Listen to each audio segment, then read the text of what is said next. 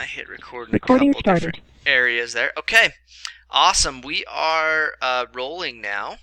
So welcome back to Personal Finance, our one class of the week. So we're going to be, right now we're on lesson 5. We're going to be going over modules 8 and 9 today. And it's going to be talking about some fun stuff, adult stuff again, because that's what personal finance is about.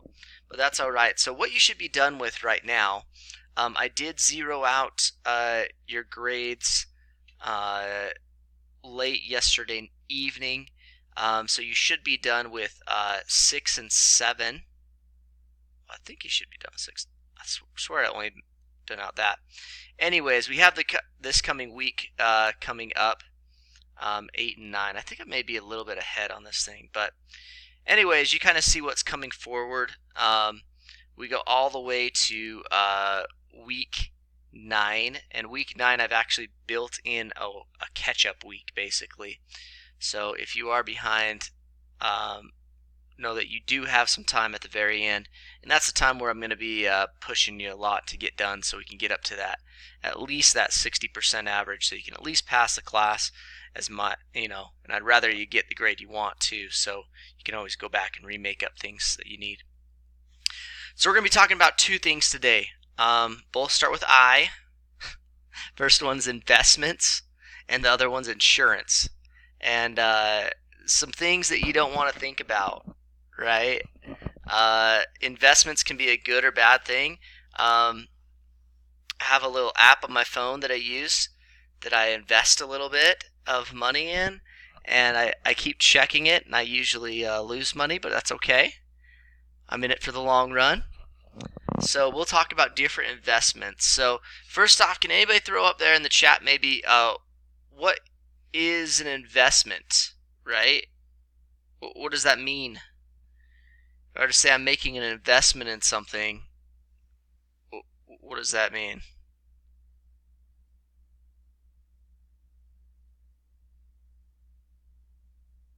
What does it mean to make an investment?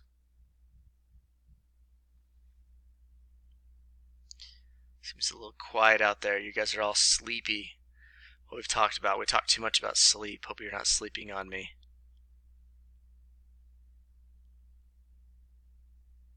Okay, what is an investment?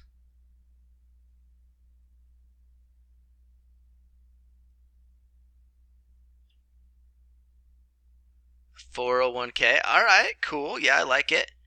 To invest is to allot money in the future, expectations of some benefit in the future. Wonder where you got that off of. Making payments. Okay. Give money in exchange for some sort of benefit. Yeah, definitely. So what you're doing is you're putting money into a certain item or fund or something like that, 401k, something like that, and you're expecting to get money in return for that. Okay? And that's going to go up. And so somebody said Google, that's where they got it from. That's probably a good one. I like those.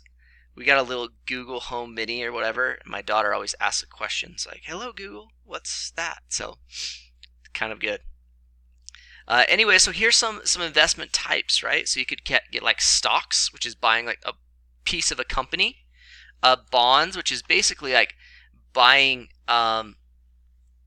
helping fund a government, and they'll give you interest on it.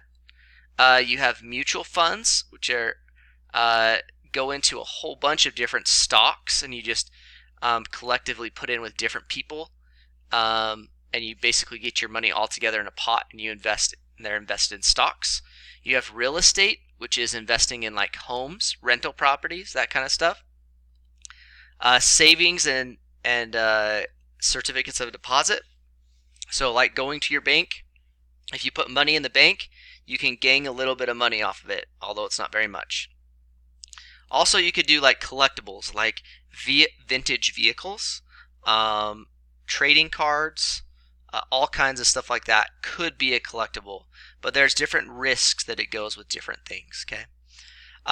So we already talked about a stock. A stock is an investment that represents ownership in a company or a corporation, okay? And how does basically a stock market work, or how do we know how it's doing good overall, okay? So basically, if you turn like on the business network or something like that on TV, which sometimes kind of boring, right? They talk about it, but you may hear words like the Dow or the Nasdaq. Okay, what those are is they try to see how the economy is doing compared to how well stocks are doing, which means companies are doing. And so companies each day they go up and down in price of how much a little piece of the company you own it. So basically, the Dow, which stands for the Dow Jones, takes like the 30 leading companies in certain areas, and then it will say, hey, it's going up today, or it's going down today, or whatever it's doing. So you also have the S&P 500, the Nasdaq, different ones like that can show how the things are going. Because if the economy is going bad, then we might be going through what's called a recession. So there's different terms that are used when you're talking about the stock market. The first term is called the bull market, which means that the economy is doing very, very well. Okay, things are going fast. People are purchasing stocks. There's a lot of, credibility in the market. So people want to buy things because they think they're going to make money. You also have what's called, especially what's happening in recessions, is what's called a bear market, which basically the market's doing poorly and people are not buying stocks in the stock market because they don't think they're going to receive any money out of it. And so when people stop investing in companies, then they're not able to make money. So how do you purchase a stock? Okay, does anybody out there own any stocks? Do you know?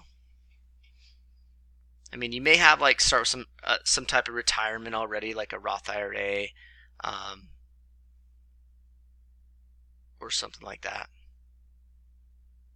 Okay, so some of my parents do. I own some. Okay, cool. So I'm glad some of you guys are already starting to own some.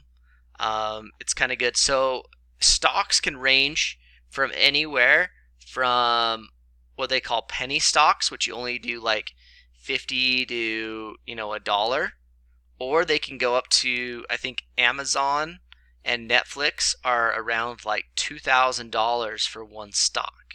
Okay, so you can kind of see the fluctuation where and they have everywhere in between that you can buy there. So you can buy little purchases of stock. Just kind of fun to say I own something like that.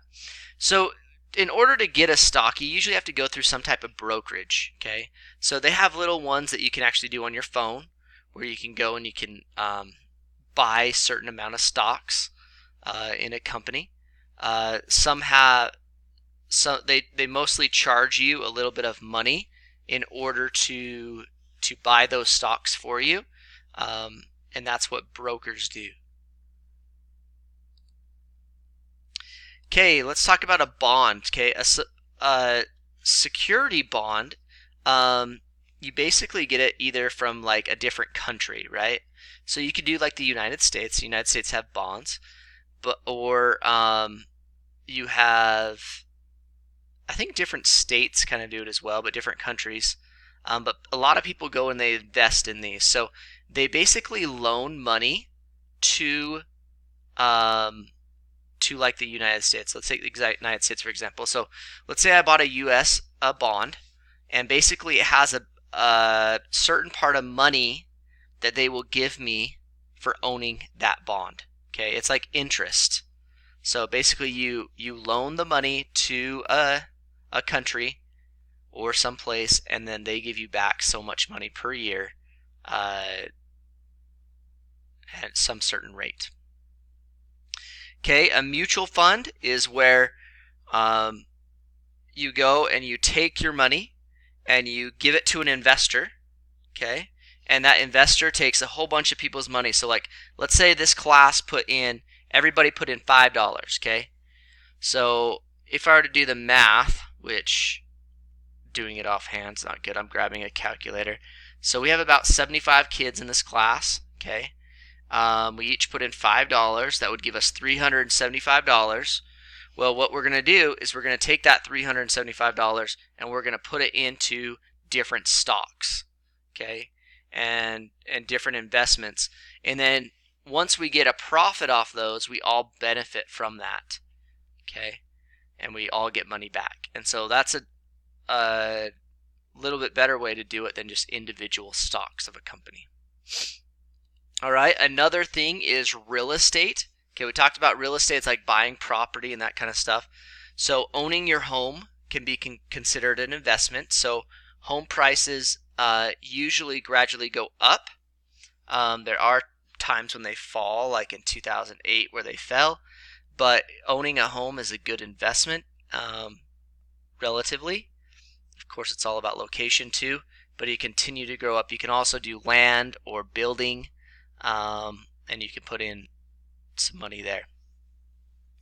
Okay, we also talked about savings and security. This is where you put it in a bank, and they give you a little bit of interest every for as much money as you put in there. So I think almost every month, I get like 5 cents or something like that.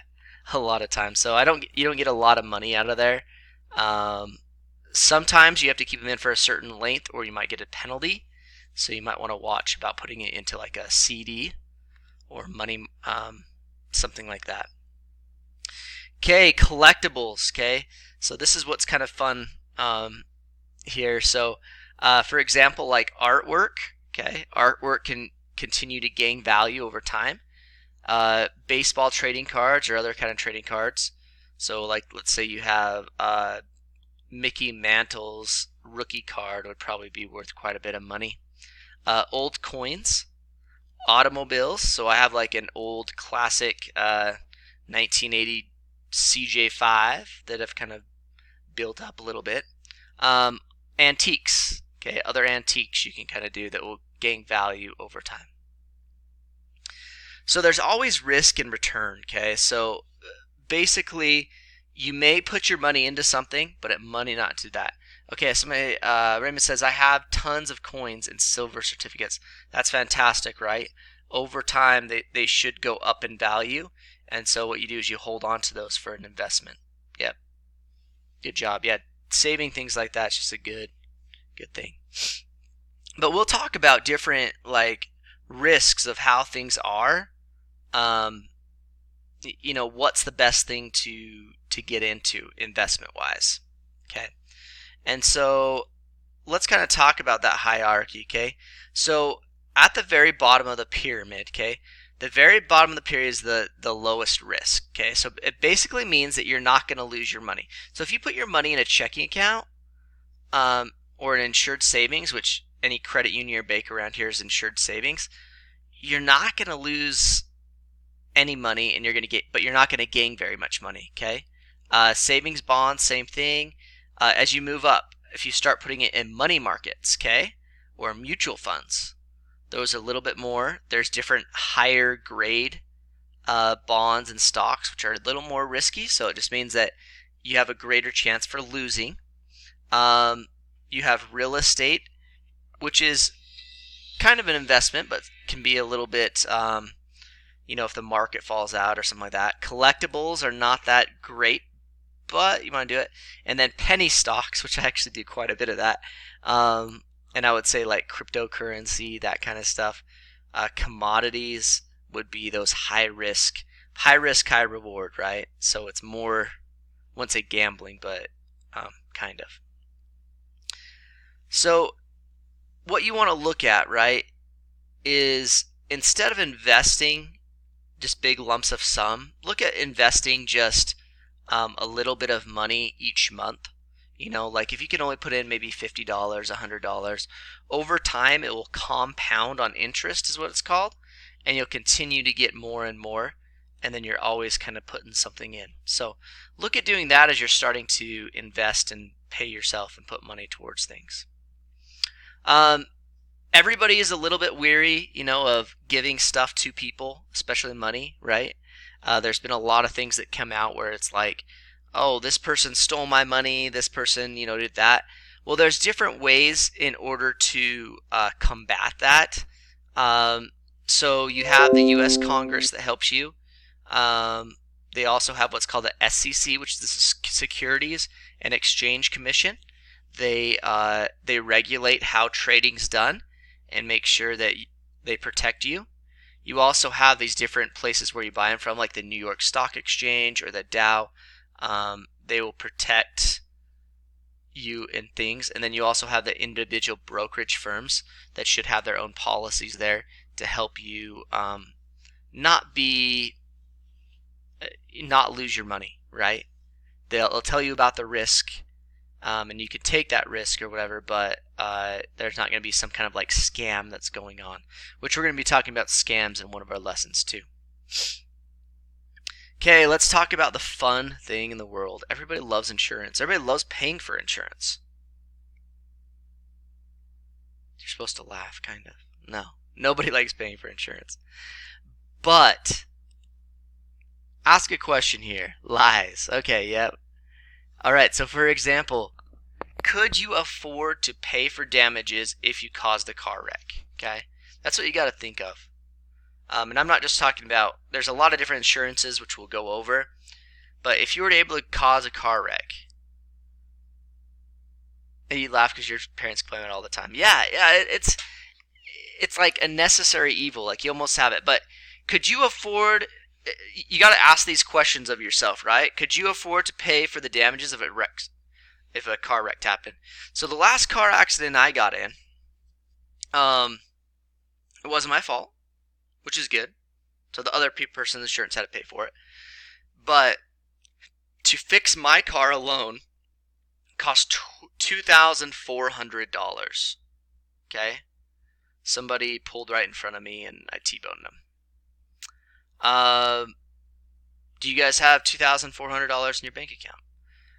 I do, but I don't want to pay that to fix my car, right? And then if it was my fault, right, I'd have to pay for the other person's car. Okay? So it's really just a safety net for you so you don't lose all that you've saved and gained and that kind of stuff. Because then they could sue you. They could take actually money out of your paycheck in order to pay these people back. So it's not good things. Okay? So in exchange for a relatively small payment, which is called a premium, okay? So that's where you pay for insurance. It's called premium. And they get all that money together, and they put all these people in this pot, and they have this big money in the pot.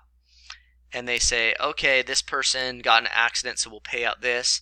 They got in that. It will help you to not have financial setback, okay?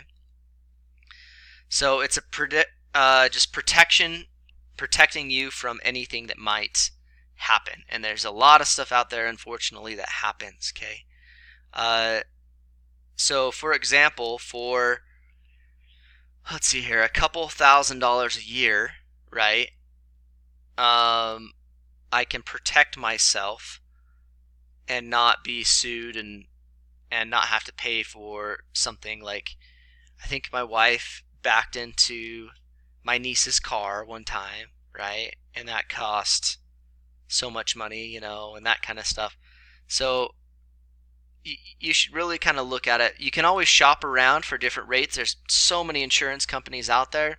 They're just becoming so big that you can shop around and kind of see what you have. But it is a requirement to have car insurance when you become 16 and drive. So make sure you do have insurance on the vehicle you're driving. So let's talk about different types of insurance, okay? One, there's automobile insurance, which we've kind of talked a lot about. There's something called health insurance, okay? So when I get sick and go to the doctor, if I were to get have a major diagnosis, like I got cancer or something like that, my health insurance would kick in, so I wouldn't have to pay the millions of dollars possibly that it could cost, because unfortunately I don't have millions of dollars sitting there to pay for my health insurance, okay? So that's to protect you there. life insurance, okay?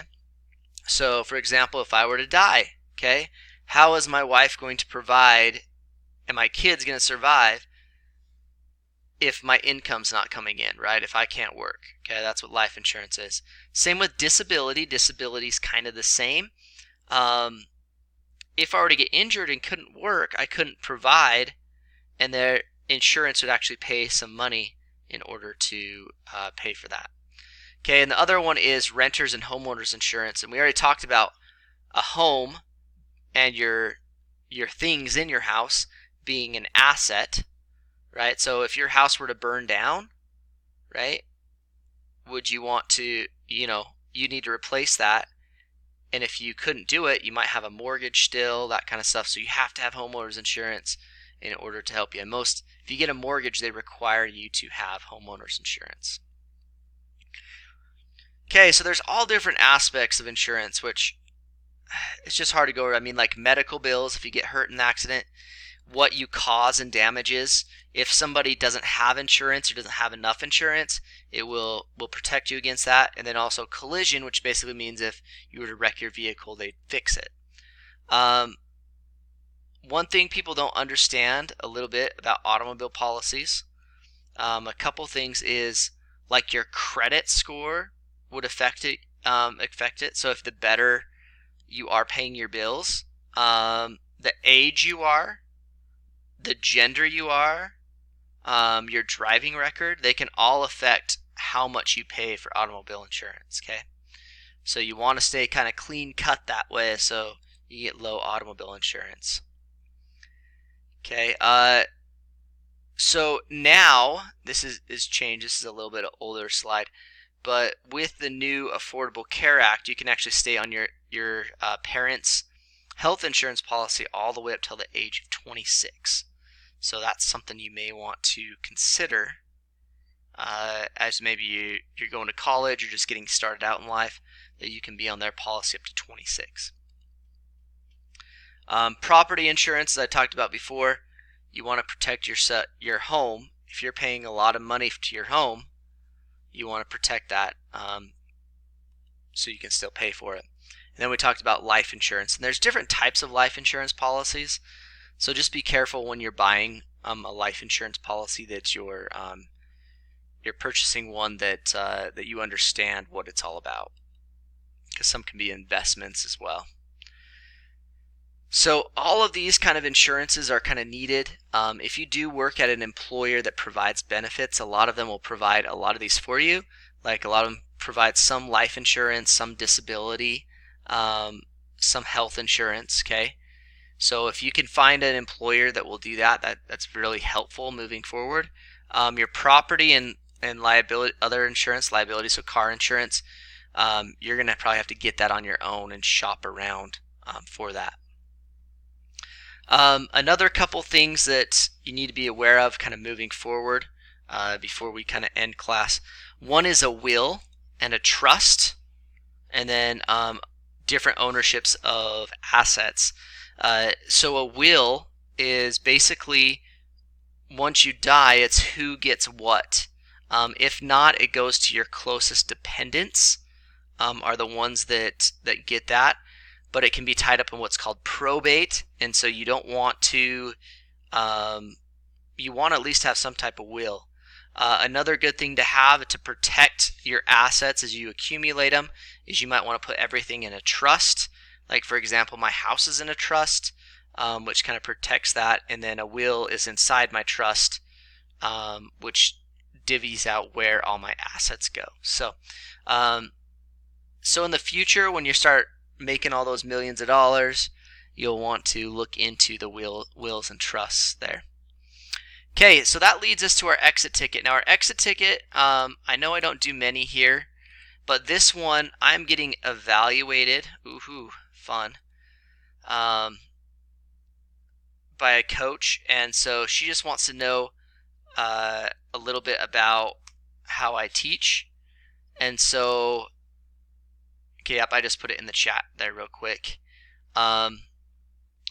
So if you wouldn't mind just filling that out, it doesn't have your name on it, so I'm not going to go back and say, oh, so-and-so put down that I I'm not very good at teaching what I do, okay? So no big deal there. Just make sure you go put that on. I'll stick around if you guys have any questions regarding the class or anything like that, but I'm going to stop the recording from here,